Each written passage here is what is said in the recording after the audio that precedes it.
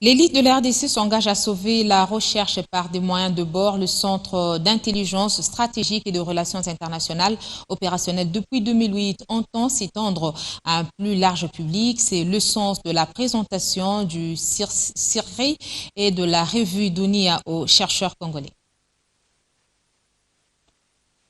La culture de l'intelligence doit être au premier plan dans un monde en concurrence. Il faut la stratégie sur tous les plans. Leitmotiv du Centre d'intelligence stratégique et de relations internationales. Il était expliqué au monde universitaire de la République démocratique du Congo présent au CEPAS. Le CISRI et sa revue sont un support pour contenir les archives de l'intelligence déployées au bénéfice des décideurs politiques, intellectuels, chercheurs et autres entreprises privées. Il y a une vingtaine de professeurs qui constituent, si vous voulez, une sorte de comité scientifique du CISRI et donc de la revue puisque CISRI est lié à une revue. CISRI publie la pensée qu'il produit sur un support qui est une revue scientifique qui est publiée à Paris en coédition avec les éditions L'Harmattan. Aujourd'hui, nous avons présenté ici les 8 derniers numéros de cette revue. Il était donc important de montrer au monde universitaire le travail qui a été fait entre-temps et pour mettre en place un nouveau calendrier de travail.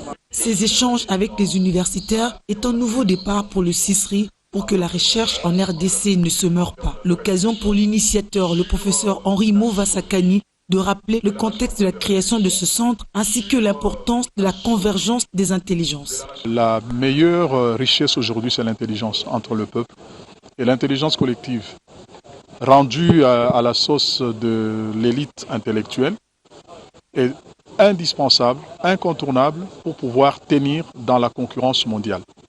Et donc nous avons estimé que si notre pays a vocation à être une grande puissance, à être un pays émergent, il faut d'abord faire la culture de l'intelligence, la mise au pinacle de l'intelligence comme première richesse, parce que l'autre disait, il n'y a des richesses que d'hommes, donc investir dans l'homme pour qu'il produise ce qu'il a de plus important, c'est-à-dire son intelligence, et la traduire en politique publique, de sorte que face à la concurrence des voisins, face à la concurrence d'autres peuples à travers le monde, nous puissions avoir le dernier mot parce que stratégiquement nous sommes le mieux outillés.